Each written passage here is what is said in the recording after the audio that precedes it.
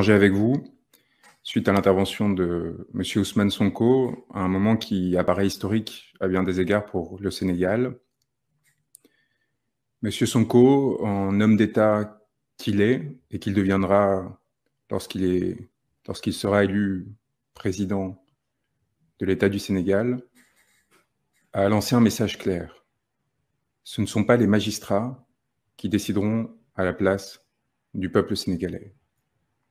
À 9 mois d'une élection particulièrement critique pour le devenir de l'ensemble de la population sénégalaise, de Saint-Louis à la Casamance, M. Sonko refuse de devenir le prisonnier de lutte de pouvoir et d'instrumentalisation de magistrats, de hauts fonctionnaires, qui cherchent à faire perpétuer un pouvoir contre toute évidence et contre la volonté du peuple sénégalais.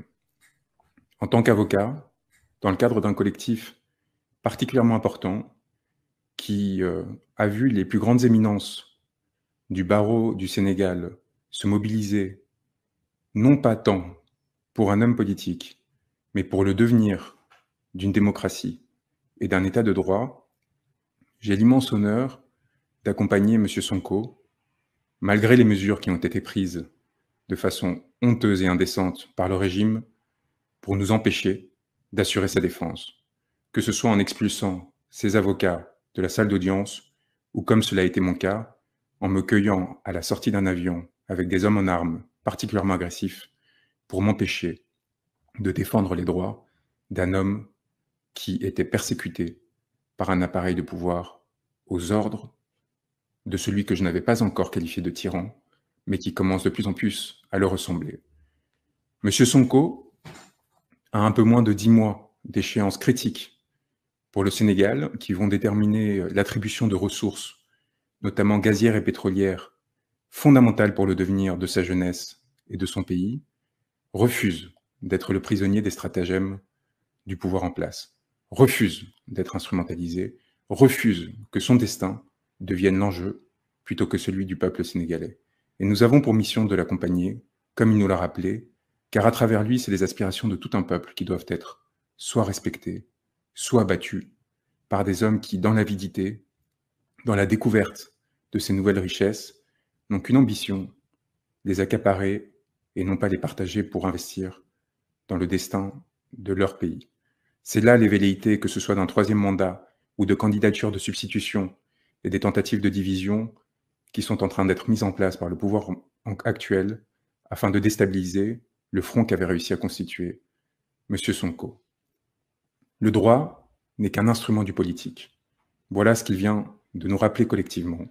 Et le droit ne peut pas s'interposer dans la volonté politique d'un peuple souverain. Il y a des enjeux qui dépassent largement sa situation personnelle.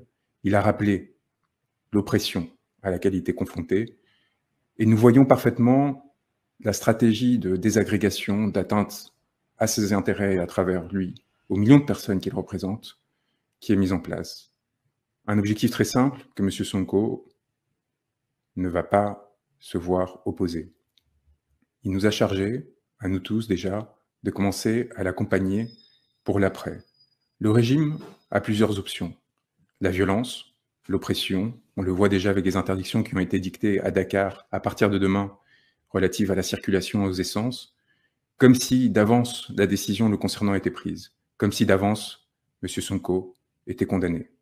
On l'a vu également de façon plus large à travers l'usage de la violence à son égard, à l'égard des militants du PASTEF, de façon générale à la population et en particulier à sa jeunesse qui souffre, des pêcheurs de Saint-Louis jusqu'aux jeunes déshérités ravagés par la drogue dans les faubourgs de Dakar, en passant par la population de Casamance qui s'est vue opposer un mépris extraordinaire depuis des années, d'une situation inacceptable et qui doit désormais cesser par les urnes, par la démocratie.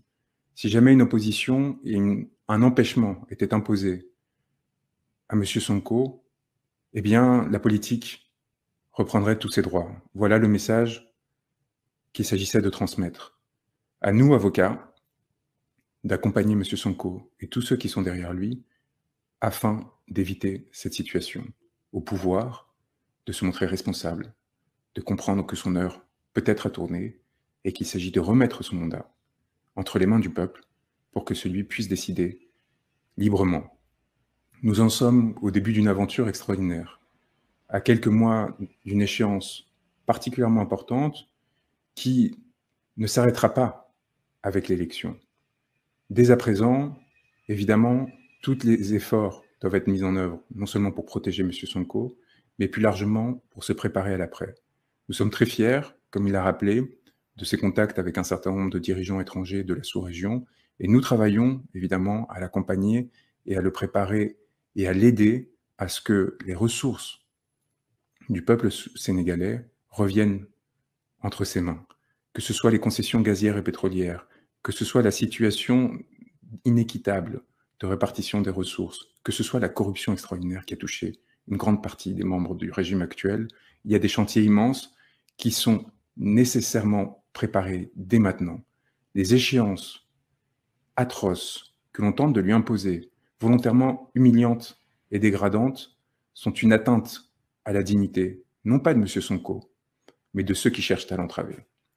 C'est avec honte que leur participation à ces manœuvres devrait être accompagnée. Et c'est à vous de faire ressentir cette honte puissante à l'égard de ces magistrats, de ces fonctionnaires qui participeront à cette comédie et qui chercheront à entraver votre destin. Nous sommes fiers, à notre place, avec humilité, d'avoir la confiance de M. Sonko, pour une raison très simple.